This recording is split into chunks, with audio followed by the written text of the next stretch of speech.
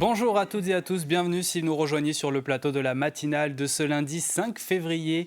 On commence tout de suite par les titres, parce qu'il nous attend durant cette demi-heure. C'est un fléau et on enregistre des records en Vendée, le vol de cuivre. Un partenariat a dû être signé entre l'opérateur et les forces de l'ordre. L'opérateur Orange, objectif faciliter les échanges d'informations entre différents acteurs de lutte contre ces malveillances, le dépôt de plainte et le travail d'enquête. Il sera question de la démission de l'ancien maire délégué de l'Aiguillon. Une décision qui ne passe pas, vous allez le voir, de ces 4 étudiants en BTS qui ont organisé une animation autour du jeu vidéo à l'EHPAD à Sainte-Gemme-la-Plaine face à 16 seniors. Cette initiative s'appuie sur des bienfaits reconnus des jeux vidéo pour stimuler la mémoire, la coordination, la motricité et la sociabilité. Il y aura une page sport, de la boxe, du hand, de la pétanque et du foot avec quelques résultats à vous donner. Et on détaillera évidemment toute l'actualité sportive avec Alexandre Lenaour tout à l'heure en plateau dans le JDS. Le jeu de la semaine, nous vous donnons l'occasion de voir du basket avec la personne de votre choix, puisque c'est 2 places open pour des rencontres du club de Chaland qui sont à remporter. Pour avoir prochainement ces places dans vos mains, il faudra répondre à la question que je vais vous poser tout à l'heure. Et le premier indice pour vous aider, bien sûr. Avant tout ça, la météo. Le soleil n'a pas prévu d'être très présent en ce premier jour de la semaine, ou alors très peu. Il faut faire avec les nuages et ça commence dès ce début de journée. Côté température, au lever du jour, vous avez entre 8 et 9 degrés. Le soleil reste timide dans l'après-midi, mais arrivera quand même à faire quelques apparitions. La grisaille dominera l'ensemble du département. Les températures seront comprises entre 10 et 11 degrés au meilleur de la journée. Concernant les marées, maintenant, la carte nous dit que la basse mer est passée ce matin à 5h55. La suivante, ce sera dans la soirée à 18h42 pour ce qui est de la pleine mer. Pendant votre pause déjeuner à 12h57, coefficient marée 34-36. Les marchés alimentaires, on a Noirmoutier, les Sables d'Olonne ou encore, comme vous pouvez le voir sur la carte, Jars-sur-Mer. Ça se passe du côté du littoral. On en a un marché alimentaire du côté de Benay dans l'extrême sud-est vendéen. Une inforoute, et pour rappel, car c'est toujours d'actualité, depuis la semaine dernière et jusqu'au 16 février, le département de la Vendée procède au remplacement d'un aqueduc sur la RD 22 entre la Barre-de-Mont et Beauvoir-sur-Mer. La liaison est assurée par une déviation empruntant les RD 51, RD 38 et RD 38C. Nous sommes le lundi 5 février 2024 et le 5 février, nous souhaitons une bonne fête aux Agathe, journée mondiale du Nutella, cette pâte à tartiner que vous avez peut-être dégustée avec vos crêpes à l'occasion de la Chandeleur en cette fin de semaine dernière. L'histoire de ce produit remonte, puisque l'on parle d'un temps que les moins de 60 ans ne peuvent connaître. Elle est née en 1964. J'ai le dicton du jour, beau jour de janvier trompe l'homme en février. Lever du soleil pour 8h24. La nuit tombera à 18h15 ce soir. Allez, on est parti pour le journal 100% local de la rédaction.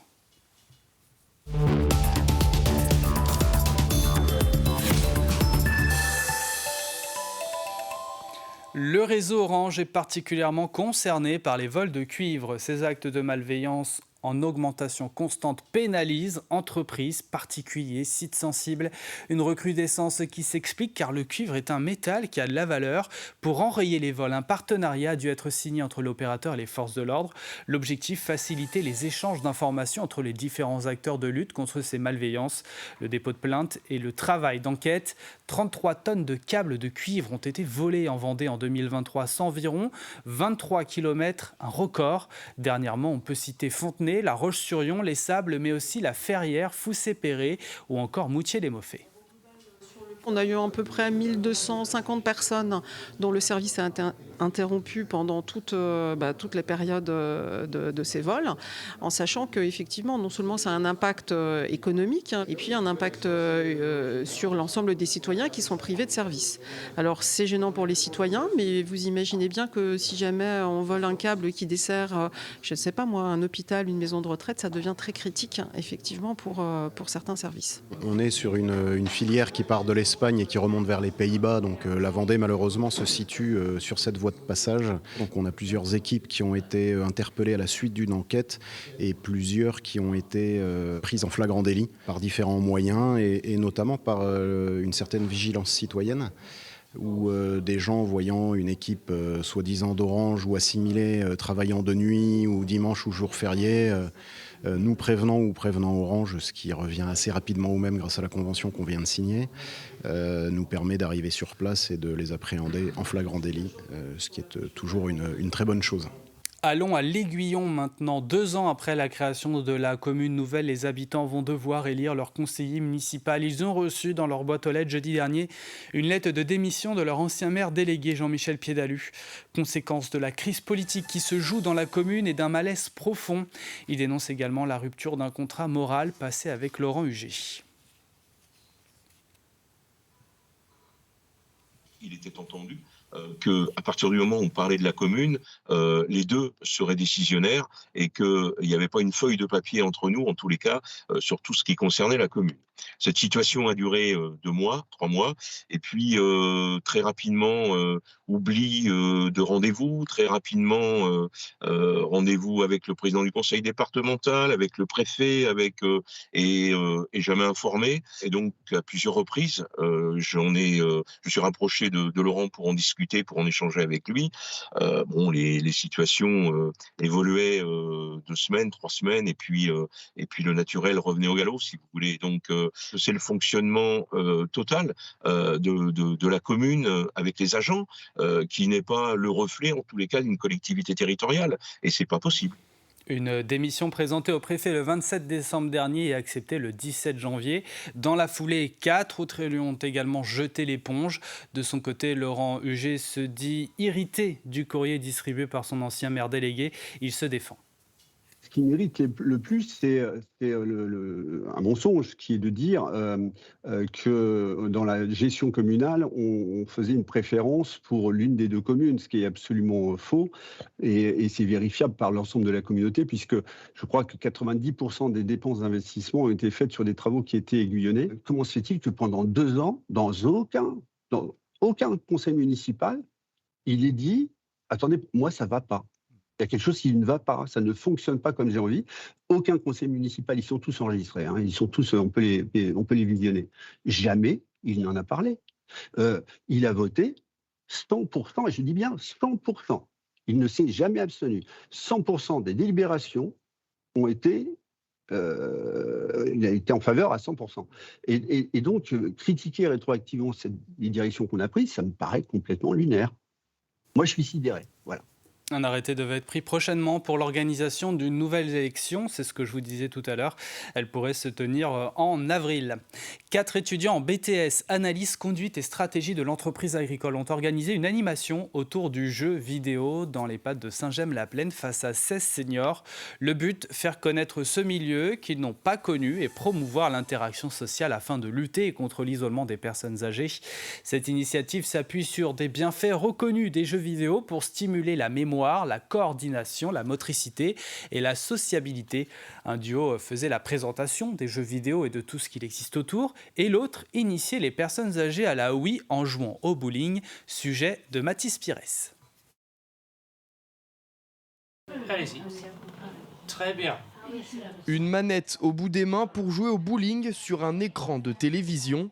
C'était inimaginable à leur époque et pourtant aujourd'hui, les jeux vidéo sont partout.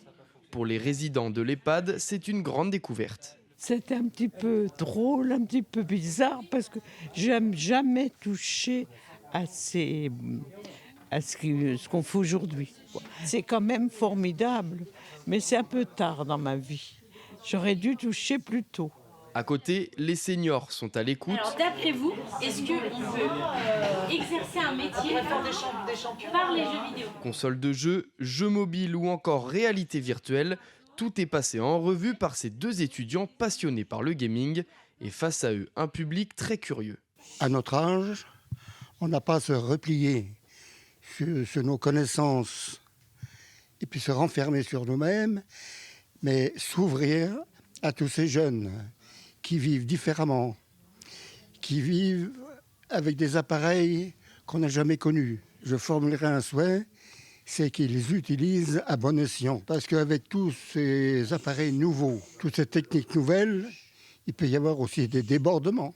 Et pour leur prouver qu'il n'y a pas d'âge pour jouer aux jeux vidéo, On leur a cité l'exemple d'une personne âgée de 95 ans, une dame qui est championne de Street Fighter. Elle a fait un tournoi intergénérationnel, donc c'est-à-dire qu'il y avait des jeunes comme des gens de 40 ans, 30 ans, et elle a gagné ce championnat. J'ai vu de loin, ils étaient étonnés quand même que ça soit possible. Même on en a parlé avec les soignants avant de commencer l'animation. Donc voilà, juste avec un peu d'adaptation, on peut réussir en fait à jouer aux jeux vidéo pour tous. Jouer entre amis ou en ligne pourrait permettre aux personnes âgées de lutter contre l'isolement, stimuler la mémoire, la coordination ou encore la motricité.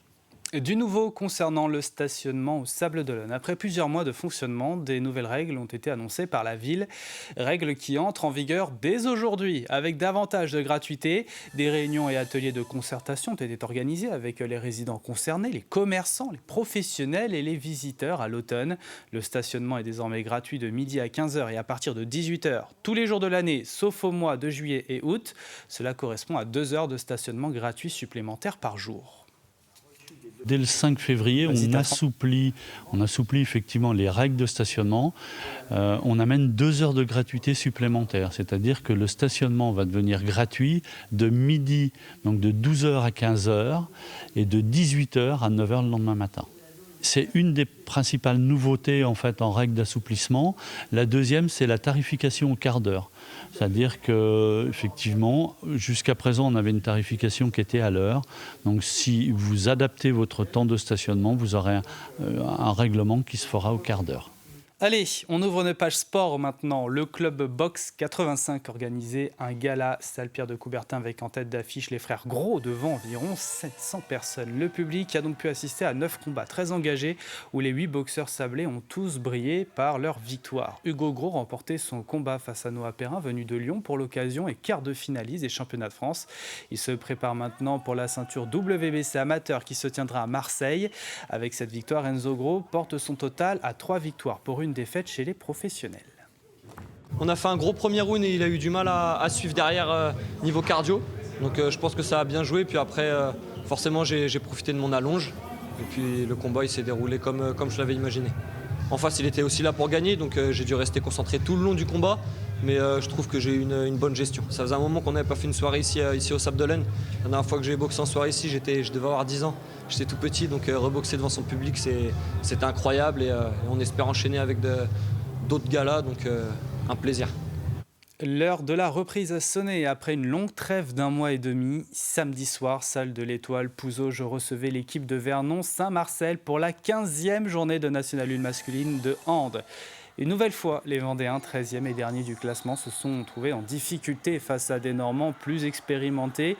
Distancés de 3 points lors de la première période, 8-11, les efforts de Pouzauge ainsi que leur bonne défense n'ont pas été suffisants pour rejoindre l'adversaire. Leur adversaire, score final 23-25.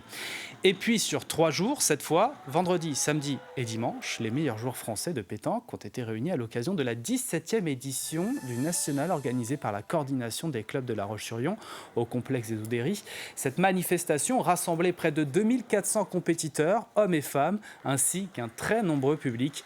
La triplette composée de Marlon et Stéphane Dourlet, emmenée par Julien Lamour du club La Pétanque Chinon, s'est imposée au score final de 9-13 lors de la finale nationale hier après-midi. Je suis content d'avoir gagné une compétition pareille, surtout avec mon nom, avec Stéphane, on est pareil que des frères, et mon cousin Germain, Julien, là, gagne.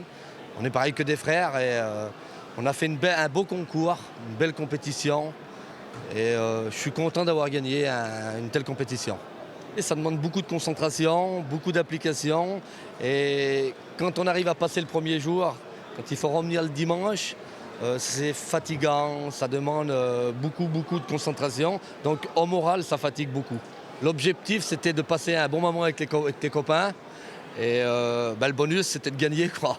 Donc voilà. Et voilà pour l'essentiel de l'actualité. Place aux prévisions météo du jour. C'est nuageux ce matin sur la Vendée.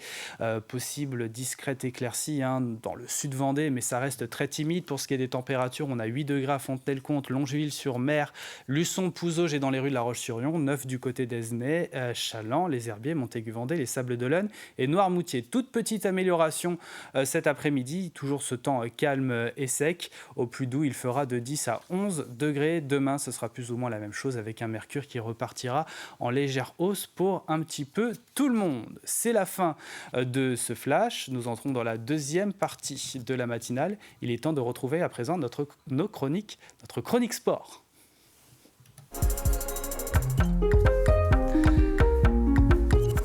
Et c'est plutôt le journal des sports qui est présenté par Alexandre Le Naour. Bonjour Alexandre. Bonjour François. Et pour donc le démarrer, ce journal des sports, direction les parquets de basket. Vendredi soir, La Roche Vendée Basket accueillait l'un des gros morceaux du championnat. Un gros morceau de LFB qui n'est autre que Villeneuve d'Ascq, l'un des favoris pour le titre de champion de France. Très vite, vendredi soir, le public des Oudéry a compris que les Tigresses allaient vivre une soirée difficile, très difficile même.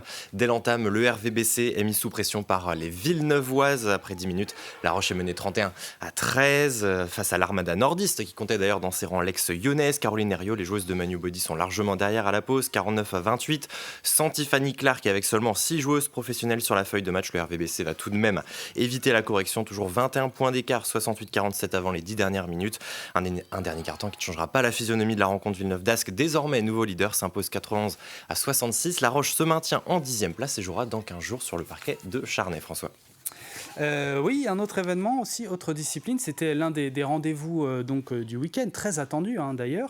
Vendredi soir, le Club Box 85 organisait son gala Salle-Pierre de Coubertin, c'était du côté des Sables d'Olonne. Une soirée très attendue et qui n'a pas déçu. Quelques 700 spectateurs avaient en effet garni la Salle-Pierre de Coubertin. 9 combats étaient organisés, 8 amateurs, 1 professionnel et carton plein pour le collectif Box 85. Les 6 boxeurs sablés amateurs à être montés sur le ring se sont tous imposés. Et parmi les grands moments attendus figuraient aussi les combats des deux frères Gros. Hugo d'abord, que l'on voit ici à l'écran, 22 ans, champion de France en titre des moins de 67 kg, était opposé à Noah Perrin, format olympique ici, 3 rounds de 3 minutes. Auteur d'un très solide premier round, Hugo Gros a fait respecter la hiérarchie et s'impose face aux boxeurs de la région lyonnaise. Prochaine échéance pour le cadet des frères Gros, ce sera à Marseille à la fin du mois pour espérer décrocher une nouvelle ceinture. Hugo Gros qui était d'ailleurs avec Ambroise Robet à l'issue de son combat. On a fait un gros premier round et il a eu du mal à suivre derrière niveau cardio. Donc je pense que ça a bien joué. Puis après, forcément, j'ai profité de mon allonge. Et puis le combat, il s'est déroulé comme je l'avais imaginé. En face, il était aussi là pour gagner. Donc j'ai dû rester concentré tout le long du combat. Mais je trouve que j'ai eu une bonne gestion. Ça faisait un moment qu'on n'avait pas fait une soirée ici au Sables d'Olonne. La dernière fois que j'ai boxé en soirée ici, je devais avoir 10 ans. J'étais tout petit. Donc reboxer devant son public, c'était incroyable. Et on espère enchaîner avec d'autres galas. Donc un plaisir. Et puis l'épilogue de la soirée, c'était le combat d'Enzo Gros, l'aîné pour son 4e combat chez les professionnels. On le voit ici en image, le Sablais défiait le géorgien Giorgi Kolejani. Un combat dans un tout autre format, cette fois 6 rounds de 3 minutes. Une première pour Enzo dans cette configuration. Et devant son public, le boxeur de 24 ans assurait l'essentiel face à un adversaire avec du métier qui cherchait parfois à précipiter les choses. On l'a vu devant les yeux de son papa et entraîneur ainsi que de sa maman. Un peu de frustration tout de même car Enzo n'a pas toujours pu installer sa boxe. Mais le résultat est là. L'aîné des frère Gros signe sa 3e victoire chez les professionnels. Seul petit bémol, après un uppercut sur le 6e round, la mâchoire du Sablé a de nouveau été fragilisée, mais après un scanner réalisé ce week-end, rien d'alarmant. Une bonne dose de repos est désormais prescrite. Et on poursuit avec du football, Alexandre. Comme souvent en National 3, le week-end offrait un derby vendéen. Samedi, la Châtaigneraie recevait Fontenay-le-Comte. Esprit de revanche pour les Châtaigneuraisiens, les hommes de Charles Devineau, qui avaient été battus 5-2 au match aller, se retrouvaient donc cette fois du côté de la Châtaigneraie. Samedi à 17h, stade Claude Bétard. Et 17e minute déjà, un carton rouge. Mathis Cheminot laisse traîner son pied sur Balliot. Le jaune d'abord, puis le rouge. Les Châtaigneraisiens vont donc jouer à 10 contre 11. Grosses occasions ensuite du côté de la Châtaigneraie. Florent Petit dans les cages va se montrer une nouvelle fois décisif. Ce coup franc de Belbachir, puis la tentative de Fromaget, 0-0 à la pause. Au retour des vestiaires, les joueurs d'Aurélien Joubert repartent de l'avant sur le côté droit. Milimono s'emmène et centre pour la tête d'Omombe qui ne cadre pas. Toujours côté gauche, ce centre de Nathan Fromaget parvient jusqu'à Thomas Romero, mais Petit se détend superbement.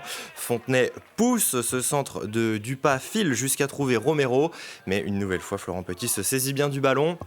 On en restera là, 0-0 entre les deux formations. Le VFF enchaîne un 6e match sans défaite. De son côté, la Châtaigneraie met fin à 3 défaites consécutives. Son entraîneur Charles Devineau était avec Ambroise Robet. On s'est compliqué la tâche en prenant un carton rouge rapidement dans le match. Après, ce qu'il faut retenir, c'est le point obtenu à 10 contre 11. On a mis des valeurs qui sont les nôtres, mais cette fois-ci, elles nous ont porté jusqu'au bout avec réussite, du courage, de l'abnégation, de la solidarité et de la réussite. Et un grand gardien. qui nous a sauvés à plusieurs reprises. On a bien bossé à 10 contre 11, ça va nous permettre d'envisager la suite avec du positif, une base solide de travail. Les gars se sont très vite adaptés et bien, donc c'est positif. Il y a une vingtaine de kilomètres au nord de la Châtaigneraie, on part à Pouzauges en hand. Le PVHB affrontait Vernon-Saint-Marcel pour le compte de la 15e journée de National 1 masculine. Oui, les plus férus de sport pouvaient ainsi enchaîner le derby vendéen 2N3 avec cette rencontre lancée samedi soir 19h salle de l'Étoile lors de la reprise pour le Pouzauges Vendée Handball après une longue trêve d'1 mois et demi. Après 4 défaites de rang, les hommes de Steve Berger voulaient donc relancer 2024 avec une meilleure note et l'entame est contrastée pour le PVHB. Il faut attendre la 6e minute pour voir les Vendéens ouvrir leur compteur à plusieurs reprises en supériorité numérique et les Pouzaugeais ne se détachent pas. Au contraire, les Normands marquent un premier écart plus 5 à la 20e minute, 9-4. Comme souvent, les locaux courent après le score dans les cages. Antoine Genot répond à la belle première période de son homologue Roy. Le PVHB grappille un peu de terrain mais boucle les 30 premières minutes derrière au tableau d'affichage, -3, 11-8 pour Vernon-Saint-Marcel. Le retour sur les parquets va tourner à l'avantage des visiteurs qui regonflent leur avance, +6. À 5 minutes du terme, le match semble déjà plié, 24-17 pour les Normands qui vont gérer la fin de la rencontre. Le jeune groupe Pouzauger aura tout de même montré un sursaut d'orgueil dans les derniers instants, mais trop par réaction. Une fois de plus, les Vendéens s'inclinent, défaite 25-23, 5e revers consécutif donc pour les Pouzaugeais, mais tout n'est pas à jeter, loin de là. L'entraîneur Steve Berger était au micro de Daniel Lelanne. C'est une défaite aussi où les joueurs ils peuvent sortir la tête haute et avec fierté. Alors oui, on rate des choses, mais on a retrouvé des vertus défensives ce soir. On s'est battu et on n'a rien lâché du début à la fin. C'est vrai que c'est frustrant parce qu'on a même eu des ballons pour prétendre revenir encore un peu plus près et plus tôt dans le match. L'expérience a aussi parlé ce soir, mais malgré la défaite, on peut sortir la tête haute de ce match. Et avec ce contenu-là, je pense qu'on peut prétendre aller chercher des victoires. Et pour terminer, Alexandre, ce week-end se tenait à La Roche-sur-Yon, la 17e édition du National de pétanque, et c'était à suivre aux Oudéry. Si vous aviez suivi 85 chrono jeudi dernier, vous étiez forcément déjà au courant. Près de 2500 joueurs étaient attendus à La Roche-sur-Yon sur les quelques 128 terrains aménagés au parc des Oudéry. L'événement organisé par l'entente des clubs lyonnais est qualificatif pour le Master de pétanque 2025. Et le grand tournoi débutait vendredi. 256 équipes au départ, des matchs à élimination directe pour ne garder que les 2 triplettes finalistes. La grande finale, c'était ici, hier, dimanche après-midi. Et la triplette vainqueur nous vient de l'Indre-et-Loire et du club de pétanque de Chinon. Julien Gaine, Stéphane Dourlet et Marlon Dourlet remportent ce 17e national de La Roche-sur-Yon, 13-9 en finale. L'un d'entre eux, Marlon Dourlet, était d'ailleurs au micro de Daniel Lelanne. Je suis content d'avoir gagné une compétition pareille, surtout avec mon nom, avec Stéphane. On est pareil que des frères. Et mon cousin Germain, Julien, là, Gaine. On a fait un beau concours, une belle compétition. Et ça demande beaucoup de concentration, beaucoup d'application. Quand on arrive à passer le premier jour, quand il faut revenir le dimanche, c'est fatigant, ça demande beaucoup de concentration. Donc au moral, ça fatigue beaucoup. L'objectif, c'était de passer un bon moment avec les copains. Et le bonus, c'était de gagner, quoi. C'est tout pour ce journal des sports, mais le sport se poursuit ce soir sur TV Vendée. Et comme tous les lundis, François, et puis vous, les téléspectateurs, je vous donne rendez-vous à partir de 18h45 pour tout savoir du reste de cette actualité sportive vendéenne qui était encore bien chargée ce week-end, il faut le dire. Merci Alexandre. Tout de suite, avant de nous quitter, passer une page de publicité et nous quitter, place au jeu de la semaine. C'est parti. On vous voit, avis à vous, amateurs de sport et plus précisément de basket, avec ce lot à remporter. Puis même les autres, si vous voulez assister à un show dans le nord-ouest vendéen cette semaine, un gagnant aura 2 places. Place open pour la saison de championnat de basket du club de Châles en équipe de National 1, l'équivalent de la 3e division, un des meilleurs clubs vendéens, figurez-vous. Mais pour avoir la chance de les gagner, ces places, il y a une condition, et oui, comme toujours, c'est de répondre à cette question. Quel est le sujet évoqué dans le film 14 jours pour aller mieux, dont l'avant-première a eu lieu le 23 janvier au Cinéville de La Roche-sur-Yon. 5 indices tout au long de la semaine. Voici donc le tout premier indice. Écoutez bien, c'est un symptôme d'épuisement professionnel. L'indice peut vous aider, mais les images aussi peuvent clairement vous mettre sur la voie. Pour jouer, rien de plus simple, direction notre site internet tvvendée.fr. C'est là aussi où vous retrouverez tous les indices donc sur notre site internet. Voilà pour cette matinale. Merci de l'avoir suivi. L'info revient à 12h30. Ce sera avec Diane Delangle. Passez une excellente journée sur TV Vendée. Merci.